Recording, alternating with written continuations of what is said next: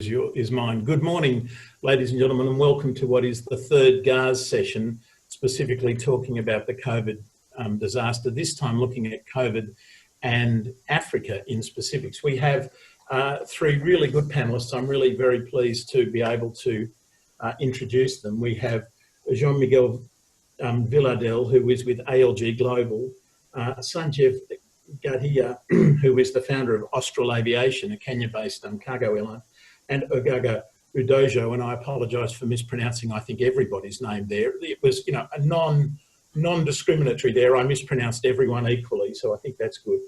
But we're going to, so let me start perhaps, if I could, by asking you to introduce yourselves very quickly, just and situate yourself in Africa. I am in the role of the perfect moderator in that I know nothing about aviation in Africa. And I know nothing very much about Africa at all. So I'm looking forward to learning a lot today. So maybe we'll go in the order of the program. And Jean-Miquel, if you could introduce yourself first, I'd be grateful. Thank you, Andrew. Good morning, everybody. Just a few words about myself and ALG. ALG is a consultancy firm that provides business consulting services focused exclusively on transport, logistics, and infrastructures. We are one of the few organizations that cover the broad spectrum of transportation expertise in all the sectors. And we have delivered more than 1,500 projects carried out over the last 30 years in more than 60 countries. I am a partner at ALG. I'm responsible for the development of the African market, and I am currently working on several aviation projects in Africa. Just to sum up recent assignments, we have been reviewing the Air Côte d'Ivoire business plan recently, before the pandemic. We are working currently in a public-private partnership viability assessment for 5 selected airports in Zambia. We are the technical and financial advisors of the new concession at Conakry, Bessia Airport. We have been working actively in different assessments of the status of liberalization in Africa for African Development Bank and other countries. We have developed the African Development Bank aviation strategy. And well, in the last 10 years, I have been involved in more than 30 projects in aviation in Africa. So apart from that, practically no background whatsoever. Wow. So Sanjeev, would you be so kind as to quickly introduce Astral Aviation? Yes, thank you, Andrew. And greetings from Nairobi, everybody. It's an honor for me to be here with you today. I'm the founder and CEO of an airline called Astral Aviation, which is an all-cargo airline. And coincidentally, we're celebrating our 20th anniversary this year. And it's really amazing. It's a really amazing moment to spend your 20th anniversary. So we have 2 divisions in Astral Aviation. Our first division is relating to the transportation of perishables from our hub in Nairobi to London and to Liège in Belgium. And the second division that we have is our intra-African division, where we fly cargo from our Nairobi hub to 50 destinations in Africa. And the last 2 months have really been very, very busy. We've carried a lot of PPE items within Africa. And it's really been a great time for us to make a difference, to make an impact on the lives of the people and the lives of the communities that we serve. So Andrew, I'm really glad to be here, and I'm also very keen to share, and I'm also very keen to learn. Thank you. Excellent, thank you. Can I just ask a couple of questions there? When you said part of what you do is perishables to London and Liège, we're talking out of Nairobi, we're talking flowers and vegetables, is that right? Yes, that is correct. So we've been transporting flowers and vegetables to London, our principal client being the Waitrose supermarket. Mm-hmm. So whenever you are in London and you have a chance to go to the Waitrose supermarket and you pick up something from the shelf, it's quite likely that it's been flown by us. Oh, so we fly 5 times a week from Nairobi to London with 5. And what aircraft do you use for that? So we have the Boeing 747-400 freighter, which has a capacity of 110 tons of cargo, which is what we carry from Nairobi to a very lovely airport called the Doncaster Airport, which is in Sheffield.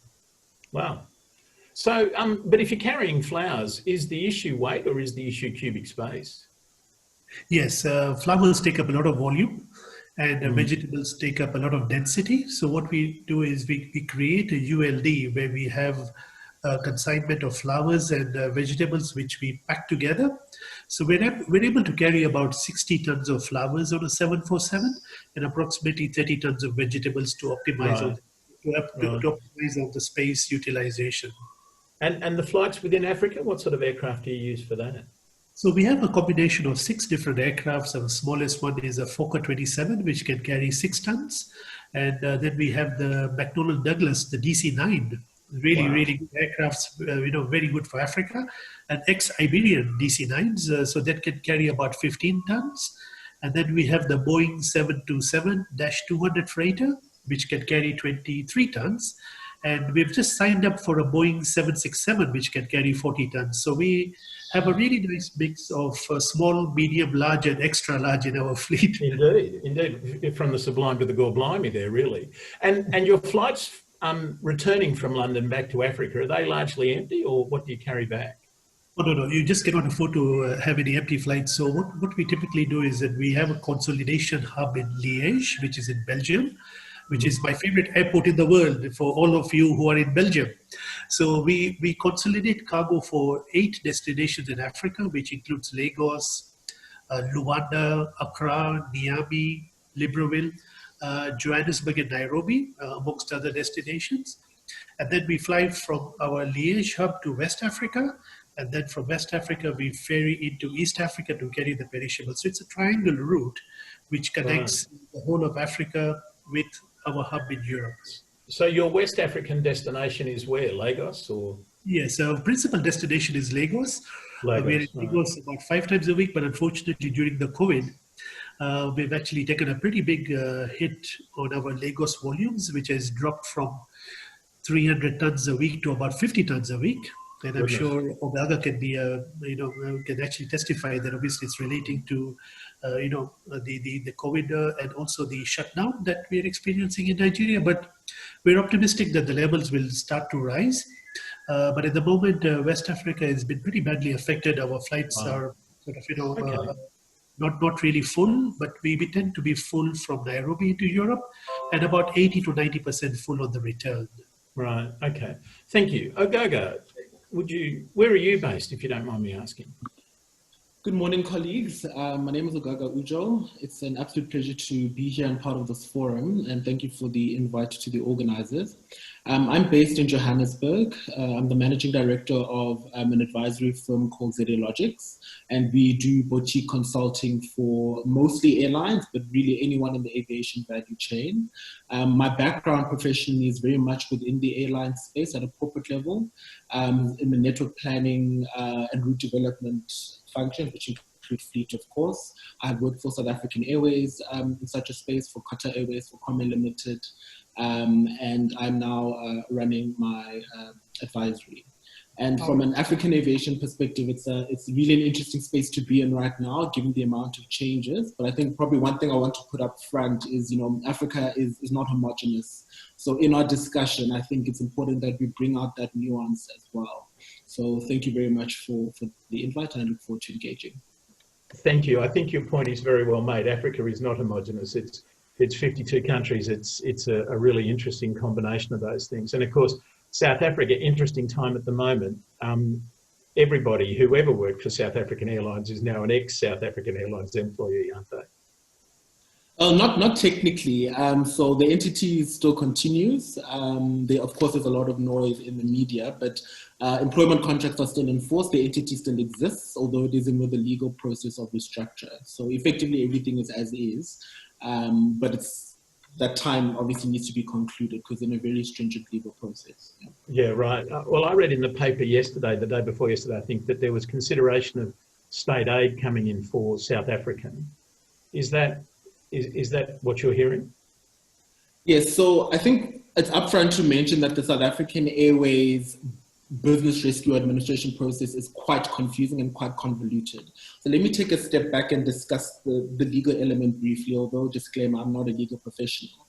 Our Companies Act allows for what we would call as administration. So in the US, that's known as bankruptcy protection, Chapter 11. We have a similar piece of legislation, which basically says that a company can be restructured, where within this process, one needs to look if there's a viable way of saving this company. If that's the case, the company can be restructured, creditors need to agree to the terms and timelines, and then the company can continue.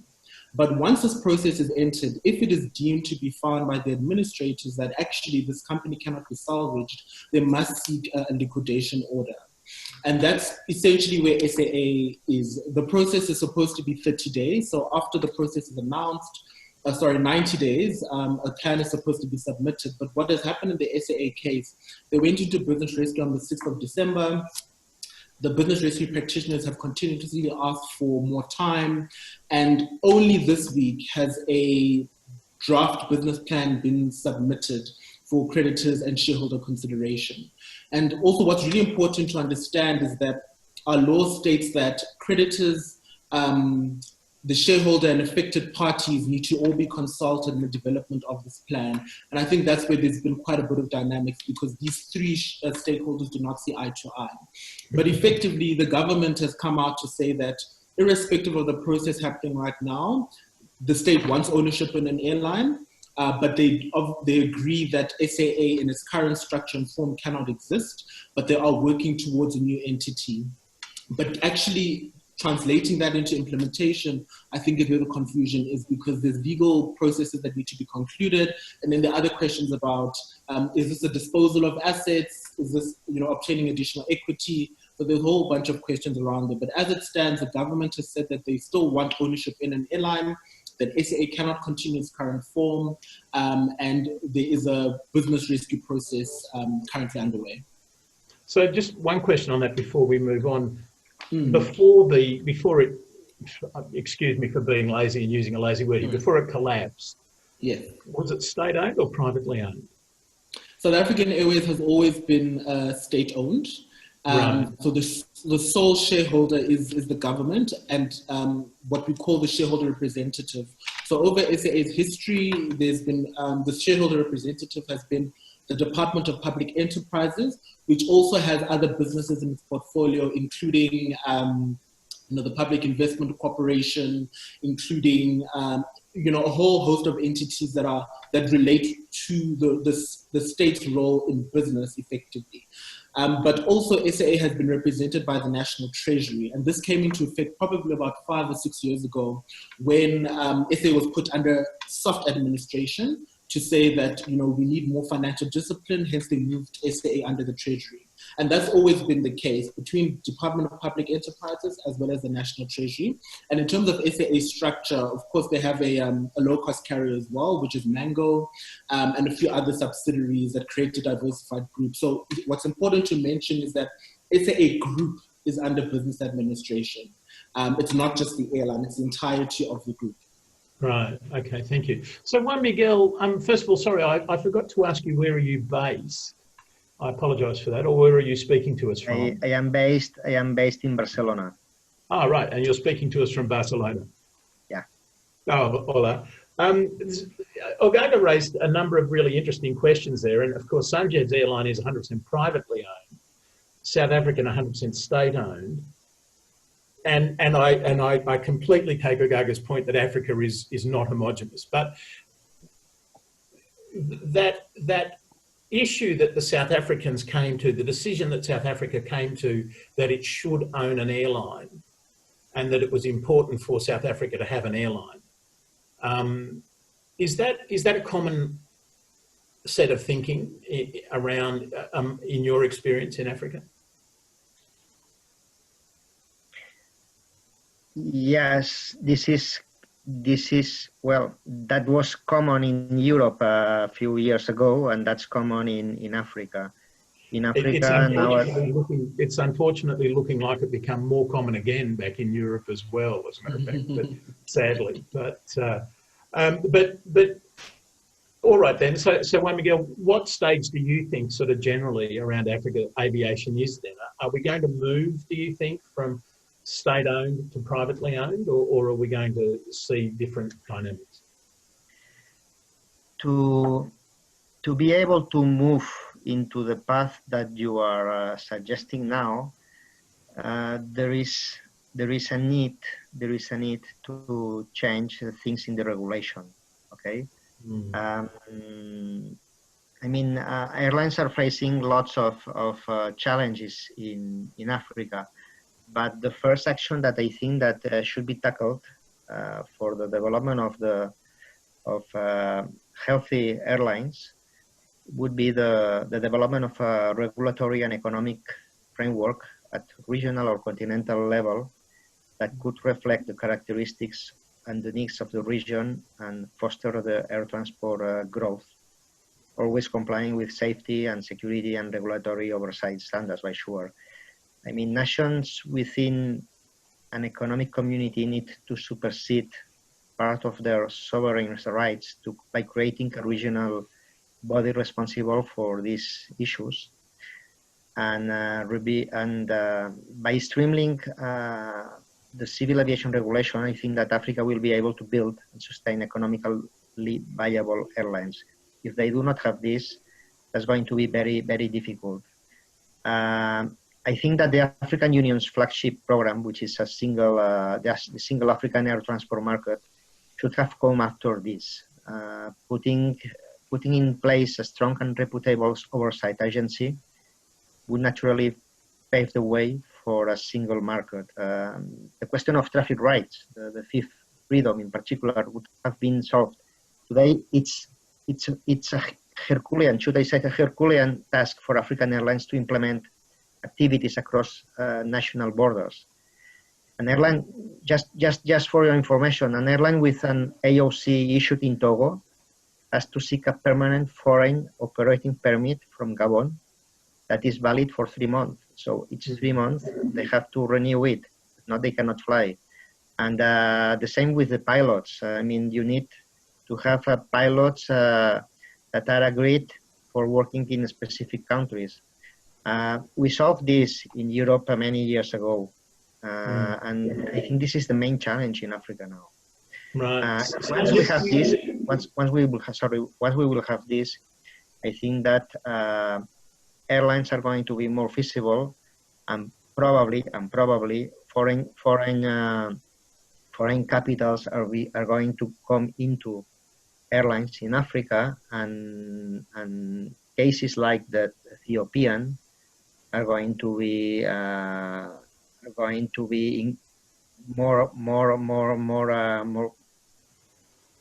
more developed. So now in Africa there are just 3-4 big airlines: Ethiopian, Royal Air Maroc, Kenyan, and South African. Well, South African, as we were saying, has collapsed, but another one is going to come, by sure. And Kenyan is suffering a lot. So we need more big airlines and financial be feasible to right. So of course, in your collection of good African airlines, you forgot to mention Astral Aviation, of course. Sanjeev, are you finding? Do you think a common African aviation area like the European one would be a good idea? I mean, you seem to be flying Fifth Freedoms from Lagos back into Kenya anyway. Yes, Andrew, I'm actually the vice chairman of the African Airlines Association in the Cargo Committee, which is the biggest association of African airlines, which was working very closely with the African Union towards the conceptualization of the single African air transport market. Now, there are a couple of underlying factors why that is so important. The first thing is that the African share of the African share of the market is only 20%. So 80% of the passengers and the cargo which comes into Africa and goes out of Africa is on the foreign carriers. Wow. So our share is only 20%, and that's what we are trying to hold on to, and trying to see what we can, as the African aviation community, try and expand upon that. So that's the first fact. The second fact is that we do not really need more airlines, we need more cooperation between African airlines, and that is sadly something that is not taking place in Africa. There is very little cooperation between the larger African airlines, both in terms of passenger and cargo. With the exception of a few airlines like myself, we have a cooperation with about 14 African airlines on cargo. But unfortunately, the same is not there for passengers. So you still see a situation of duplication. You still see flights which are being operated to the same city pairs. And what we are trying to do as an association, which is the African Airlines Association, is we're trying to come up with a series of efforts between our member airlines to see that we can actually cooperate more, especially on the network and then on the fleet and also on the trading sides. So there's a lot of work in progress. There's a lot of good stakeholders that we have. We've got IATA supporting us. We've got ICAO supporting us. We've got the African Union. But there's a big problem because you have 54 countries in Africa, each with its own civil aviation authority, and each with vested interests on protectionism, because what a lot of airlines are actually seeing is a situation of survival, and what they're reaching out to their governments is to protect them. And unfortunately, protectionism is one of the major areas where airlines have actually had a very big problem in Africa. So with the single African air transport market, there is a unique opportunity for African airlines to try and expand their market share, not only within Africa, but also outside of Africa. But the essence is that we need to cooperate more because the share of the cake is only 20%. And if you're not careful, that 20% can start reducing to 15%. Yeah, that's a big problem. You've raised a bunch of interesting questions there. First of all, in my ignorance, I had thought that north-south production was maybe 50-50 African, non-African, but I accept east-west production is very much non-African. But you're telling me north-south as well is obviously very low. It's lower than 50%. Yes. And it just goes to show I'm out of date. The second point that you raised, though, brings us back to the start of this conversation, doesn't it? Which is that whole discussion about sovereignty. And each state wants sovereignty. And Ogaga, you said South Africa's taken a decision it wants its own airline. We've had these problems all over. We have these problems all over the world, of course. And Europe, the European aviation market's done not a bad job of getting over the sovereignty point until you get to air traffic control. Don't get me started on the subject of air traffic control. But Ogaga, Sanjeev's very bleak picture there, really, of having to overcome all those sovereignty issues. How do you reconcile that with South Africa's decision to cling on to South African airlines? So I think there's a couple of things I want to touch on in answering that question. So, and picking up on Sanjeev's point around, a more liberalized market. Africa has been trying to liberalize its market since 1997, and actually probably before in terms of the work that's been done. What was the date of the Yamoussoukro Declaration? It's earlier than 97, isn't it? Exactly. So there was the declaration and then there was the decision. And that was supposed to expedite implementation, which was back in 97, but prior to that was, I think, 81. And basically, we've taken quite a few years to even get to this point. And with the single African air transport market, which got, ratification and a lot of announcement in 2018, this was all meant to drive liberalization. And I want to pose a question to say there's a reason why it doesn't seem to be working. And if I compare it to the European situation, there's certain elements in the enabling environment that are not there. First and foremost, we do not have a common economic area. So implementation of a liberalized market where aviation contributes to domestic economies, that's already in conflict. Secondly, the free movement of people and goods and services does not exist continent-wide. We have that in our regional economic communities, which I can get to later, but that isn't the continent-wide. And of course, visas are an onerous element within the African context. So I think that all of these enabling environment elements, which, yes, from a vision perspective, the continent wants to be there. In terms of reality, there's a reason why governments are still involved in the aviation sector, because this still drives a certain amount of economic activity, and it's a mechanism for those countries in how they drive and run their economies. I think my perspective of this is there's arguments for or against. There are many examples in the continent where privatization has failed. I can look at one-time airlines, I can look at Velvet Sky in South Africa. And there are many examples in the continent, or not many, but a few examples of the continent where state-owned ownership has succeeded. For example, Ethiopian Airlines, Rwanda Air, arguably. So for me, it's not so much about the ownership structure, it's about the governance. The corporate governance as part of the strategic management of an entity needs to exist, irrespective of the shareholder. And I think that's where we have an issue. I do think that given the fact that most African countries are in developing state, you cannot remove the influence of the state from such economies. You could get any emerging market, the UAE, China, most markets in Latin America, government is involved. And if you even look back at Europe, prior to where it is today, government was involved. All of the major airlines we have now, government was involved. So yes, I'm not really interested in the, is it right or wrong? I think there's a business case for both, but for me, it's about the governance. I think as one of the earlier commentators mentioned, unfortunately, when it comes to commercial decisions, there's a lot of political influence. And I think that is certainly the case from a South African Airways perspective, as someone who used to be there. I mean, I like to use this example that if we had to make a route decision, we would not only have to have it approved by our executive committee, our board, we would also have to have it approved by the minister. And this is purely a commercial decision, but because it's a use of state funds, naturally the shareholder needs to approve it. But that timeline then moves from 6 months to 9 months to a year. And the commercial viability of that network decision has gone down the drain because of time. So the speed to market for a lot of airlines doesn't exist. And I think that is where I would like to urge, African government stakeholders to understand that you can own the airline, fine, but create mechanisms that allow for the airline to be commercially agile. That for me is really important. And I think there's a misunderstanding from government shareholders across the continent.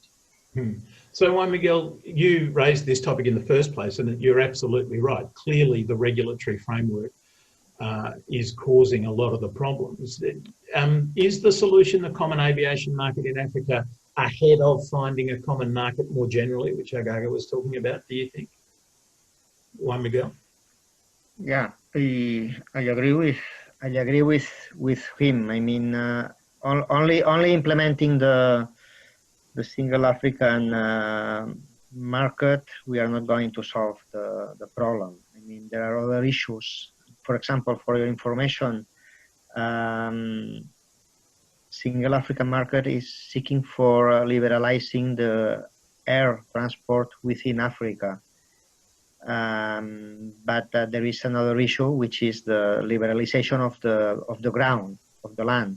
I mean, airlines in Africa have to cope with extremely high costs at the airports. There is a monopoly in most of the airports. Services are very expensive.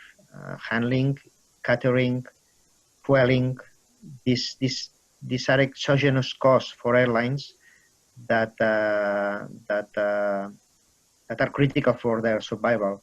So I think that the liberalization in Africa must not just look to the skies, but also to the airports.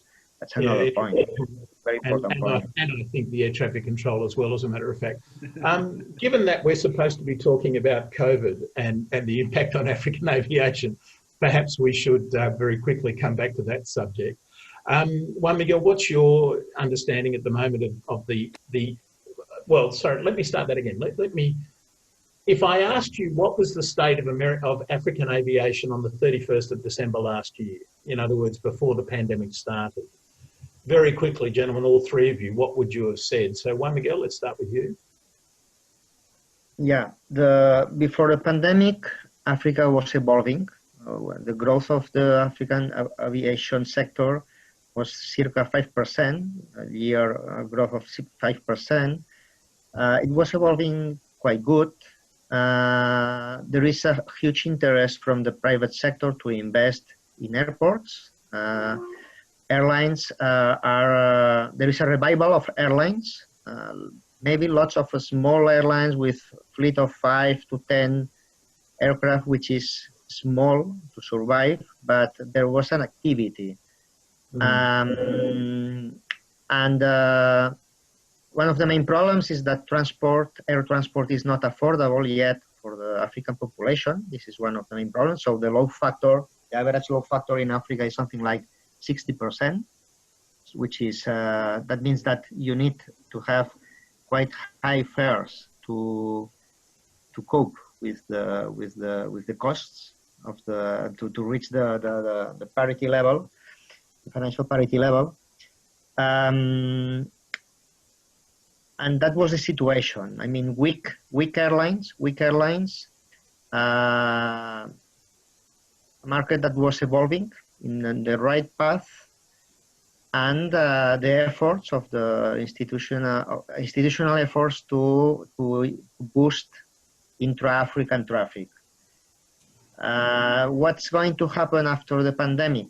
Nobody knows. Let's get to that in a moment if I can. I want to do this sort of logically. So Sanjeev, what was your vision of African aviation on the 31st of December last year? Very, very positive, Andrew. According to IATA, and I'm talking specifically on cargo, I'm not talking about passenger. According to IATA, Africa was the fastest growing region in the world. And all the statistics were in favor of Africa, BC 19. And even for us, we were actually having a very good strategic plan in mind, like what airlines do. But come March 2020. Well, again, I'll come back to that in just a moment if I can. Ogaga, what was your vision? So very much similar to my colleagues, IATA projected that for 2020, ASK growth would have been about 3.8% and RPK growth on a similar basis. So what I was foreseeing was that we've always had on the passenger side a big differential between supply and demand. And as my colleague pointed out, that average load factors are 60%, which means that there's a mismatch between supply and demand, which impacts fares. But what was the prediction was that from a profitability perspective, though, it was still going to be negative $200 million for 2020, which is bad, but similar to what we experienced last year. So yes, I mean, the throttles were thrust forward, but we still weren't making a profit as a general comment. Exactly. Okay, so what's the situation today as we're in the COVID? Let's go backwards, if you see what I'm saying. What's the situation today then, Ogaga? So for me, I think what COVID has shown is that the weak position in general for African aviation has really been exposed. And essentially, we had three categories of airlines. We had the legacy carriers, mostly across Southern Africa, a little bit in East Africa, that really were going through a lot of restructure anyway. So most of them in Southern Africa, LAM, in Namibia, SAA, SA Express, the list continues. We had what I call the phoenix rising from the ashes, which is your Zambia Airways, Uganda Airways, Air Tanzania. And then we had startups such as Africa World Airlines, who arguably are not a startup anymore. They've been operating for about 7 years, and Air Peace in Nigeria. What this has shown, I think, COVID, is that it has exposed some of the structural deficiencies that they exist in the African context, especially because government reliance is so critical. But interestingly, government support in African aviation post-COVID, or during COVID rather, has been quite minimal. So just the exposure, the fact that quite a few airlines have gone into administration within a few weeks of COVID really hitting after March, it just shows, for me, it exposes the structural defects. But I think with that said, I do think that it almost gives a business case to some of these airlines to say that you do need more government support. I'm not so sure whether I agree with that, but the reality is that governments will have to bail these out if the airlines continue the way they are. And it almost forces this recompact between government and aviation. And I think that does challenge competition within the region, because those airlines that have been, again, Africa World Airlines, which is a private entity that has done extremely well, SAFE in South Africa, it begs the question to say, should this be an industry bailout or should this be an entity bailout? And I think that is more of the discussion that is happening right now, so that the competition is not distorted. Well, indeed. And well, world champions at market distortion are Europe at the moment, where we're bailing out Lufthansa to the tune of 9 billion euros. And Lufthansa's even admitted this morning in the paper that it didn't need 9 billion, but that helped keep it very strong. So, I mean, outrageous things. Sanjeev, would you say yes to a government bailout? Sorry, please repeat that, Andrew. Would you say yes to a government bailout? No, we don't really need a bailout. Andrew, I'm a banker by profession. I run my airline very well. We don't have any debts as an airline, which is very unusual for an African airline to actually be debt-free. Not just African. And just to give you some information about the situation that is now prevailing, the African Airlines Association on the 2nd of June has actually issued a statement where they've actually highlighted 3 very important facts. The first fact is that in 2020, African airlines are going to have a revenue loss of $8 billion. Fact number 2 is that there is going to be a 90% decline in passenger traffic reduction. And then the third thing which the African Airline Association has actually predicted is that they only see a recovery starting from the 3rd quarter of 2020. So the situation is very bleak for the African aviation sector, especially on the passenger side, because a lot of the passenger airlines have already declared huge financial losses in the horizon. Ethiopian Airlines, Kenya Airways, obviously South African Airlines. And the reality is that they are requiring a bailout. But the problem over here is that how much can the government bail out their national carriers at the expense of the other sectors which also require funding, especially the health, the private and the public sector. And when you look at the situation of Kenya, for example, we do not really have a very big kitty for COVID. And if 80% or 90% of the kitty goes towards the national carriers, then it would actually become a very big problem because the rest of the sector will suffer. So it's going to be a very unique situation in Africa. When you look at Europe, we feel really jealous when we hear about Lufthansa, KLM, Air France, and all the billion-dollar bailouts, which will make them more competitive and more agile and more resilient. But when you look at African airlines, it's really going to be survival of the fittest, because the situation is going to be very different by the end of this year. Hopefully, when we have the next GARS webinar, then you will actually have a lot of airlines in the cemetery, which is a very bad situation. But the reality is that the African governments will actually be faced with a very stark reality. Do you bail out your national carrier at the expense of the rest of the economy, or how do you actually balance it out? And it's going to be very interesting to see what's going to happen in Mauritius, what's going to happen in South Africa, what's going to happen in Kenya when the airports start to open. Because remember, a lot of the airports are closed. A lot of the flights are grounded. A lot of the employees are on a 75% or a 50% pay cut. But now, when the airports are going to be open and the airlines now start to get ready to start flying, how is it going to be? Will they be able to actually be able to meet the expectations? And when you look at the starch warning from AFRA that you're going to have a 90% passenger reduction, what is really going to happen to a lot of the African airlines? So definitely it's going to be very tough days ahead. We hope that the fittest survive. But in this process, Andrew, something very interesting will happen is that there'll be a very big consolidation that will take place. And I get the consolidation, Sanjeev, in a moment, because I'd really like to talk about that. You've raised a bunch of really interesting questions. And, I'm hoping that maybe Africa can be, as with telecommunications, where Africa sort of leapfrogged the whole landline thing and went straight to mobile. I'm hoping you can leapfrog some of the structural problems that we have in aviation that date back to 1944. But before I get to that conversation, because that's a topic I very much like, Miquel, what's your vision of how the situation is today? Your microphone. Thank you. Yeah. No, the situation today, I think that in Africa, I mean, we have to distinguish two markets, two different markets in Africa. 55% of the market is represented, of the market share is represented by the intercontinental segment. And this is, as Sanjeev said before, 80% is more or less 80% is controlled by foreign carriers. So here we are in hands of probably of international resolutions and decisions. But there is a 45% of the market which is mainly controlled by African airlines, which is intra-African, not all, but most of the intra-African traffic and the domestic traffic in some countries, such as South Africa or Nigeria. In these cases, I think that the recovery is going to be faster. Why?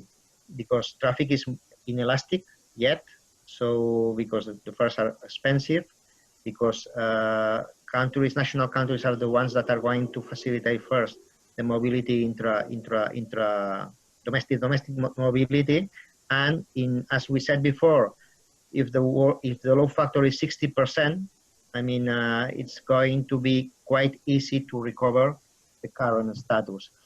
But from my point of view, there is an opportunity. It's an opportunity now to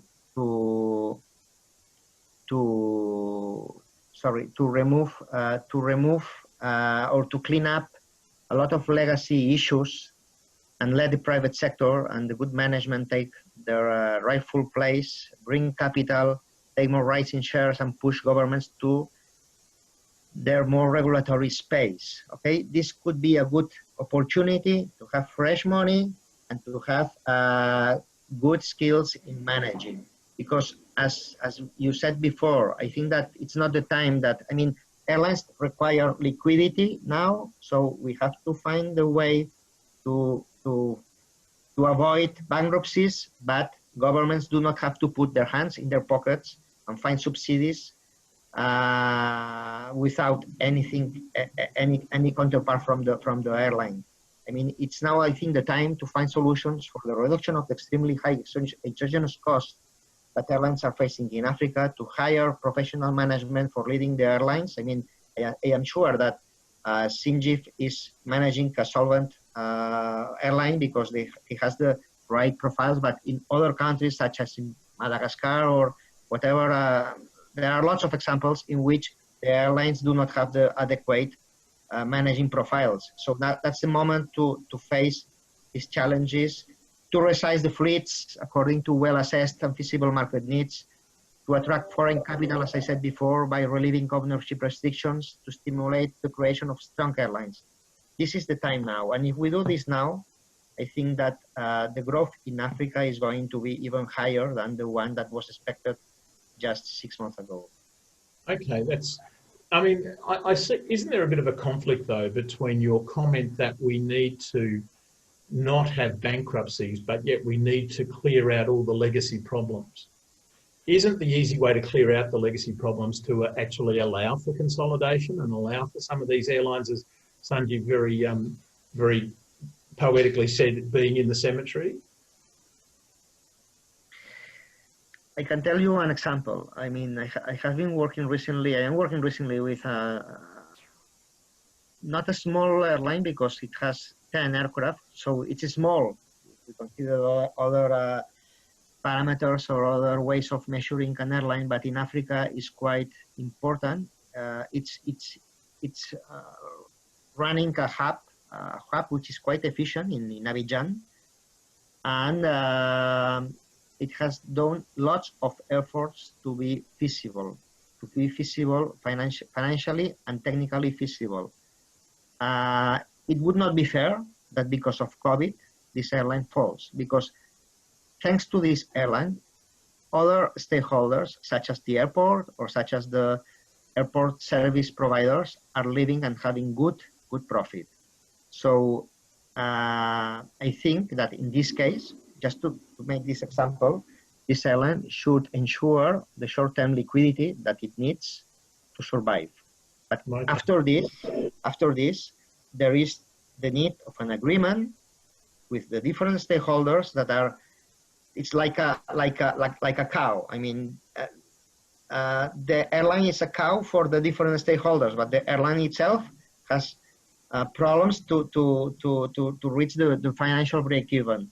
So this situation should revert, and all the parties in the chain should have the same opportunities to have profitable businesses and to grow together.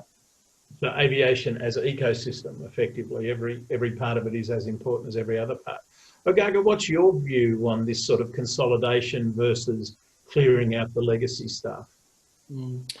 It is a bit of a mixed view, and I agree with several points that Joan Miquel also mentioned, but I think consolidation is in effect going to happen. Just looking at Southern Africa, there are 16 different airlines combined. They don't even have up to 250 aircraft, and the market size is, I mean, less than 40 million packs. So there's a lot of duplication. Just South Africa or in all of Southern Africa? In Southern Africa, so the Southern African different.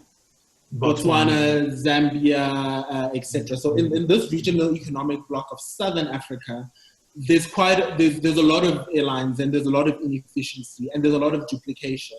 So I think naturally, from a market forces perspective, consolidation will occur, especially given the fact that all of these airlines are on different footing in terms of their recovery. What we also started seeing was that even prior COVID really having a full-blown effect, networks were already being adjusted because just a slight change in demand really impacted operations.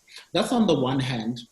But with that said, though, there is no way to completely remove government influence on this, because when government does come in, market forces, almost fall by the wayside. And I think I agree with the comments that it should be looked at a case-by-case basis, but there should be a shareholder compact in place where one is given certain liquidity to get through this period, but that isn't liquidity in perpetuity. Airlines must be run on a commercial basis, irrespective of their shareholder or their shareholding.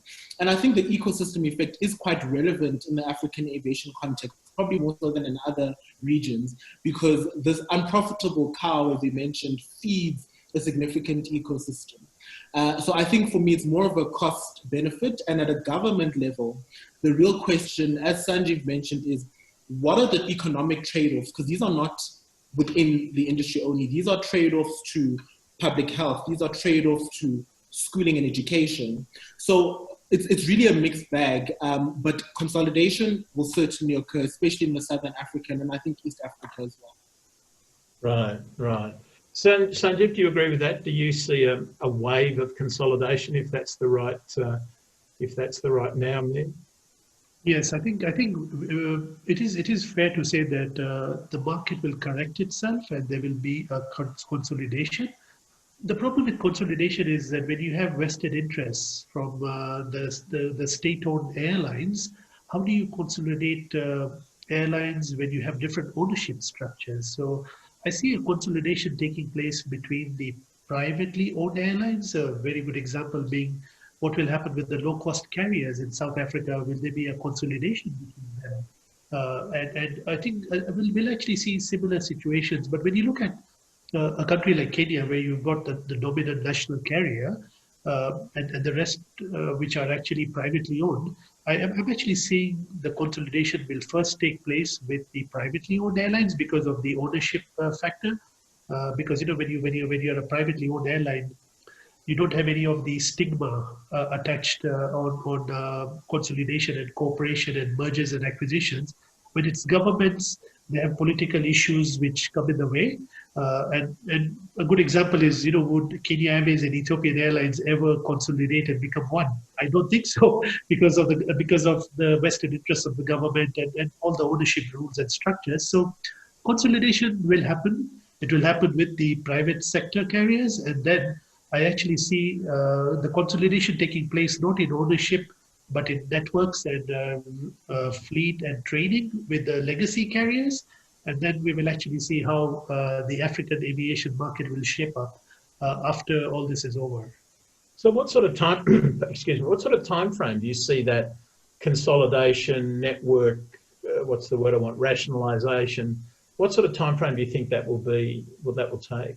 Well, assuming that African airports will start to open up by July, which is, my best guess, and we still feel that, nothing is going to happen in June. So when you look at the next half of the year, Andrew, the next half of the year is going to be very critical because a lot of the airlines are going to be adopting different restart strategies, which have been given to them by IATA, by ICAO. Every association has got a very nice restart strategy. So they have to be implementing the restart strategy between July and December. So I really feel that the consolidations will start taking place from 2021 and not before that, because the period from July to December would actually be more concentrated on restart strategies, especially for the passenger airlines who are grounded. And I really feel that the real action will take place in 2021. Right. So, Miquel, you advise a lot of airlines. How do we reconcile that, sort of the dichotomy that Sanjeev just mentioned between private airlines consolidating and the publicly owned airlines having to learn how to work together, so not consolidating? Are we going to end up with a two-tier African aviation industry, do you think?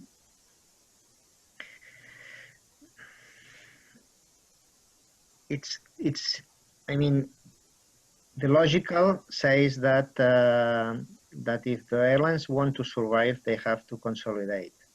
There is a need of consolidation in the sector, and I think that that's going to be a reality, not in 2021, but probably in 2025, 2024. I mean, I don't see it in the really short term because, as I repeat, there are lots of legacy issues that must be solved before.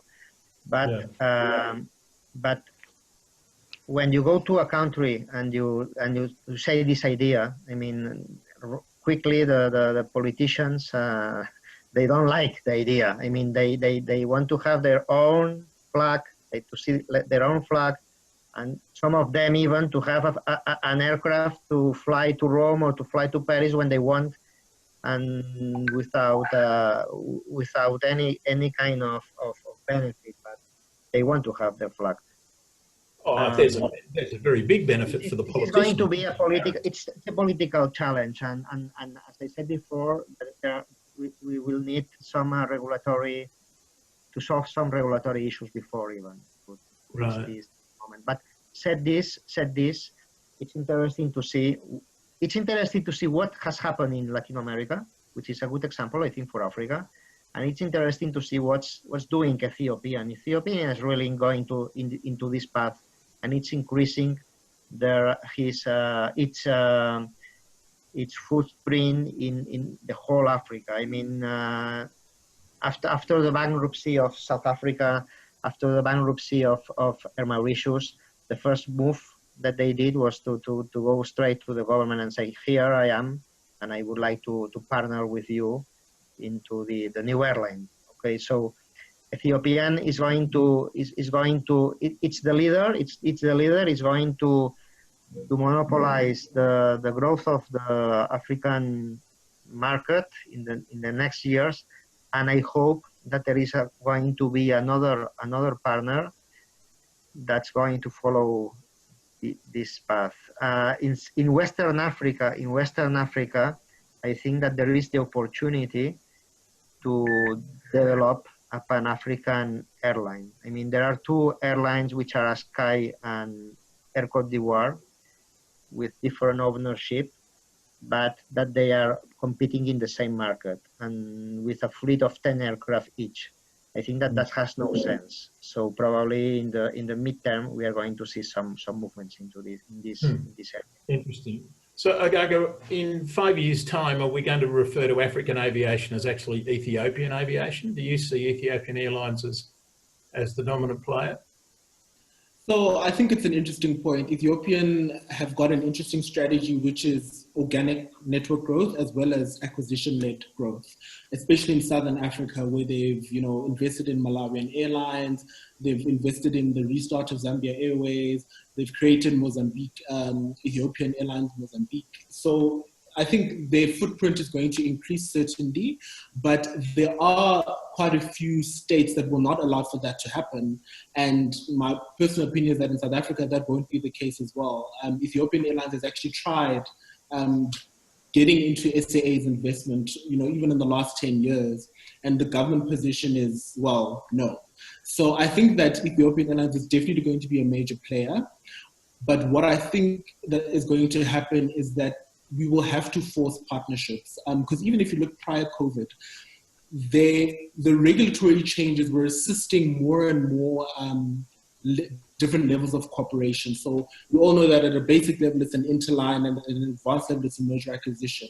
And what we started to see is that African airlines have moved higher up that partnership pipeline in the last few years. And I think that is what needs to occur. My personal preference and opinion is that there's space for regional carriers in the sense of a carrier that leads in Southern Africa, a carrier that leads in East, West, and North. And this is because at a legal and a macroeconomic perspective, our regional economic communities are quite advanced from an integration perspective. If you look at SADC, East African Community, ECOWAS, the Central African communities, there are key principles that drive these regional economic communities, which is free movement of people and goods. It's macroeconomic policy alignment, and a whole host of other elements around security and economic cooperation. So naturally, I think there's space for probably 4 carriers that are really driven at a regional level that in effect become Pan-African carriers. And I think that is where markets should go in 2020. So, okay, let me probe that for a moment. Southern Africa, SADC, as you said, 4 carriers, state-owned, privately owned, a mixture of those. Do you see it as sort of 2 layers, if you like, privately consolidated and quite strong private airlines and some federal or national airlines as well? How do you see those 4 airlines of SADC developing? Yeah. So sorry, I meant 4 airlines across the region, but basically one for SADC. Yeah. That's what I took you to mean. Yeah. 4 all of SADC. Yeah. Yes. Yeah. So basically. So basically, I think it'll be a mixed model. So it is referring a little bit to the Air Afrique model, and Air Afrique didn't work because national interests clashed and the management of the airline couldn't move forward. But I think the notion of multiple countries within a region having some share in an airline makes sense. I don't think that it'll work if it's purely government owned, because again, governments have national interests, and South Africa's interest might supersede Botswana's interest. And what does that mean in the implementation of an airline? However, what I do think should look like, if I was in charge of the African Union, I would push that it's a mixed model investment, because private interests within those respective countries, together with different modes of government interest, can actually work in driving regional carriers, because the enabling environment, as I mentioned earlier, is already there at a regional level. And naturally, economic activities should follow that enabling environment. So I think it should be a mixed public-private partnership across these different borders. But you see 4 airlines in total for a market of, did you say before, 50 million people? So SADC is about under 40 million, and there's 16 airlines currently, which is, it just doesn't make sense. And if you go further, look at the duplication, there's so much duplication across many of the markets. And it's also largely driven by South Africa. So I think that's an element that I wanted to mention, is that say for cases like Ethiopian Airlines, which is quite aggressive from a capacity perspective, government is aligned, the strength of a domestic market does influence, of course, the regional footprint. And in the case of SADC, naturally, South Africa has a very big domestic market that influences a lot of the aviation activities across other Southern African countries as well. But to be very crude with the mathematics, you say that 3 out of 4 airlines needs to be reformed in some way, if you like. We want to move from 16 to 4. Definitely. We want to consolidate across. So, Sanjeev, do you agree with that in terms of the consolidation? Is that the sort of numbers you had in mind? That's a very aggressive set of numbers. Yeah, it's a bit difficult, to know what the end result will be. I tend to agree with Ogaga, because it's something that is quite a fair assessment. But there's something that I also wanted to point out, which is a transaction that took place last year, which is the acquisition of a minority stake by Qatar Airways in Rwanda Air. I'm actually seeing a situation where foreign airlines with deep pockets and an African strategy might take advantage of the current situation to acquire stakes in African airlines to grow their African footprint. So you will actually see that in the case of South African Airlines, there was always talks about Middle Eastern carriers taking a strategic position. There's all sorts of rumors which will also apply in other African countries. You know that the government of Ethiopia has actually also mentioned in one of their privatization measures that they would like to open up the Ethiopian Airlines ownership to foreign investors. And I really believe that that is going to be a very interesting twist, because what you're actually seeing is the Middle Eastern carriers coming in to Africa, and they're looking at investing in African airlines. A good example being Qatar and Rwanda. But I'm actually waiting to see what will happen to the Chinese carriers, because you've got a lot of Chinese carriers who've got vested political interests in Africa, and whether those Chinese airlines will now start looking at potential acquisitions. Now you see, when you look at the ownership structure, up to 40%, maximum 45% can be held by a foreign carrier depending on the aviation rules, but really 51% has to be kept by the national entity, purely because of the whole purpose of the traffic rights and the designations and all that. So I actually see a situation where there could be a possibility that certain foreign carriers may try and acquire a minority stake in African carriers and use their excess fleet to now be based in Africa, so that they can now be able to tap into the profitable and the lucrative intra-African market, because the most profitable sector in the world is the intra-African sector. You know, the traffic between north and south, east and west, and really that part of the cake is very sweet for the African carrier. And also, when you look at the statistics, you're actually seeing that a lot of the Middle Eastern and the European and the American and the Canadian and the Chinese carriers do not have those kind of yields on the domestic market. So we're actually seeing a situation where you will actually have an increase in mergers and acquisitions. And I'm really not sure what the end result will be, but you'll actually, when you look at the Rwanda Air and the Qatar Airways model, it's actually a potential airline in the making, which could actually rival South African, Kenya, and Ethiopian airlines. And really, when you have a big brother who is a foreign carrier with very deep pockets and a big heart, then you will actually see that the whole dynamics of the aviation industry in Africa will be totally different. Yeah. Interesting. We're not running out of time, but I'd hate to have a conversation about African aviation and not talk about the infrastructure. So, Ogaga, what's your vision of the airports, the airport sector, for example, in Africa? Yeah, it's an interesting one because this again talks to state ownership, right? In many respects. So really I think in quite a few countries there's direct national ownership, and then in other countries where you have like for example some of the francophone states where there are massive concessions with other players, it looks a little bit different. But effectively, airports are national key points, as even in South African law, an airport is a national key point, not just from a security perspective, but from an economic perspective. And the airport sector is not diversified in ownership as it is in Europe, for example, where it's effectively a P&L that's quite competitive. And I think that element is so interesting because first and foremost, urbanization across the continent is very different. There are very few large cities.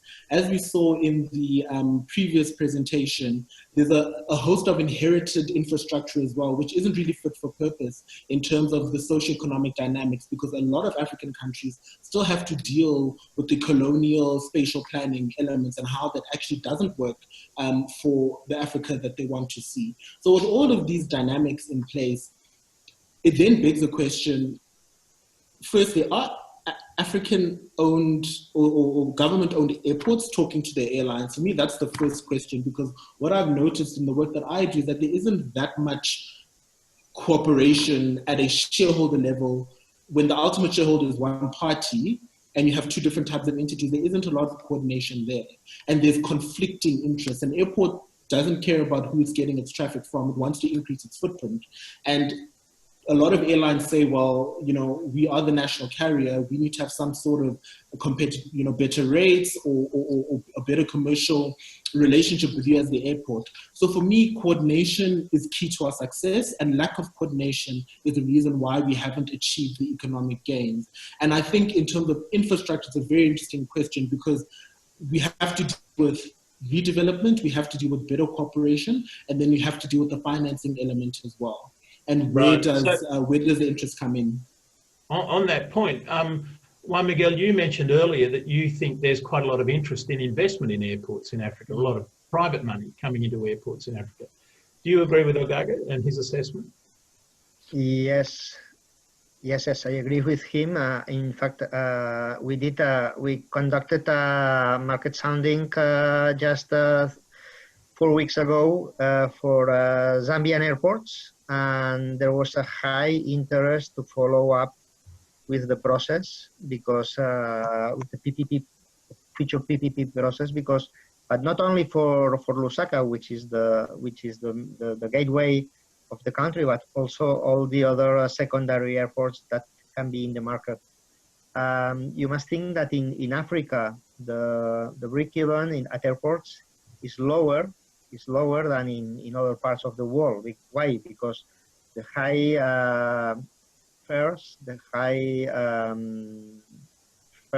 airport fares that have to be paid, it's quite easy in Africa to get the permit to have airport development fees to finance the development of the airports, and although the commercial development at the airports is it's incipient yet. I mean, more 90% of the revenues of the airport are regulated, but there is a huge opportunity to develop this. So airports are profitable, gateways are profitable, and some secondary airports are starting to be profitable in Africa, and there is an increasing interest from the private sector to invest in them. I mean, does Africa comply with the golden rule with airports, which is that, and this rule is so golden, I don't think there is an example where it doesn't apply. Unless you've got 1 million passengers, you will not be profitable. No, that's what I said before. Below 1 million passenger, you are profitable. I mean, after, I should say, it depends on the cases, case by case, but there are few airports or several airports which are have more than 500,000 passengers that are profitable. Especially because the airport fares are very, very high. Well, that'll do it for you every time. And what's the situation for competition between airports in Africa, right? I get the feeling, excuse my parochial view here, I get the feeling that Africa's a lot like Australia. There's only one airport per city. Are there many situations where there can be competitive airports? There is a, sorry. Was that you, Ogaga, that was going to come in there, or Sanjeev? I think it's Sanjeev. Yeah. Sanjeev, you're very welcome, please. Thank you, Sanjeev, you use Liège Airport in Belgium, a classic example of a competitive airport. Best airport in the world, Liège. Best airport in the world. But let's look at the African airports, because I'll tell you one thing, that we've actually flown to some really good airports in Africa. And we've really flown to some very, very bad airports in Africa. And, when you look at, South Africa, and when you look at Kenya, and you look at, Nigeria, the airports are very well developed. They look after us when we come in with our own cargo planes. But, when you look at Somalia and South Sudan, two regions where we have a lot of flights that we do for humanitarian cargo, for the peacekeepers, we have a lot of challenges. And you might have read also that there's been a number of incidences in Somalia in the last 2 months where there's been aircrafts that have actually been shot upon. So how do you maintain a safe culture, and how do you operate into some of the secondary airports which are at high risk?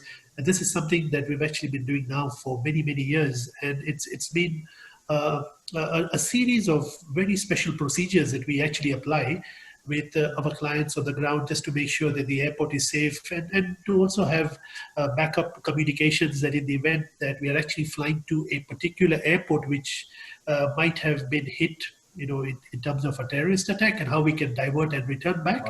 So this is really something which has been a big challenge. But, when you talk about infrastructure, like what Miquel has actually said, we support PPP projects. We also invest as an airline in cargo infrastructure because it supports our cargo business. And the sad reality is that in some of the airports that we fly to, they do not even have a cargo terminal.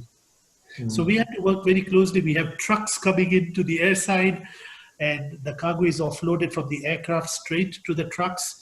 And these are not things which are really things to be proud of. So we really believe that there has to be investments, private sector investments in cargo infrastructure. But I just wanted to also share with you a very interesting proposal that I'm actually working on, which is that we set up a cargo drones business about 3 years ago. And we're actually going to now start transporting cargo using cargo drones. And as a matter of fact, our flagship drone is currently manufactured in Barcelona. And when I go to the next time, I must meet up with Miquel and actually take it to the plant. So we are the pioneers of a drone called FlyOx, which is a 2-tons cargo drone, which does not require any infrastructure. It can land in short and unpaved airfields, and it can even land in water. So what we have done is that we've actually applied to our civil aviation for special permission to bring in the cargo drone from Barcelona to Nairobi. And we're not going to fly it. We're going to put it on our 747 and bring it to Nairobi. And then we would like to operate the aircraft under a pilot project for 3 to 4 months. We've already had interest from various UN organizations. And then what our plan is, Andrew, is that in 2021, we would now like to fly commercial flights on our cargo drones. So we do not need any airport infrastructure. We do not even need an airport, by the way. We can actually land in a town or a village. And we believe that the future of air cargo in Africa is last mile delivery. And I think the future of cargo generally is going to be increasingly small airports, by which I mean the roof of factories and things like that. Well, I don't know whether I'm disappointed you've only started raising this now, Sanjeev, because I could talk about this for hours, or whether I'm grateful, because otherwise we'd have just talked about this rather than talk about African aviation. We're almost out of time, unfortunately, and I hate punishing the punctual, but so maybe Miquel, I start with you. What's your vision for the future of African aviation post-COVID in just 30 seconds or so? My vision is that there are going to be structural changes in the sector, and the sector is going to benefit from these structural changes, and the growth in the midterm is going to be higher than expected before the pandemic. So positive. That's very helpful. And although I have noted your comments that there needs to be a lot of change at the regulatory and at the regulator level for that to happen. Thank you. Ogaga, what's your vision? Very similar, I would say, but my vision is really around cooperation and consolidation. And that is really, if all stakeholders are really looking at the facts and figures, cooperation and consolidation is really the way to go. Excellent. Thank you. And Sanjeev? I really would agree with Ogaga, and I really feel that cooperation and consolidation is very important for the aviation industry in Africa to take it to the next level. And we believe that it is going to be the survival of the fittest and the quickest. Well, Darwinian principles absolutely coming to the fore. Well, we came off an extraordinarily low base in terms of my knowledge of African aviation, but I really feel as if I've learned a huge amount now, and I'm sure everybody will join with me in thanking you. I'm sure we're all clapping, in a Zoom way. But Juan Miguel, Ogaga, Sanjeev, thank you so much. I found that really interesting. And with that, I'll hand back to you, Hansman. Thank you. Yeah, thank you so much. I think the good thing is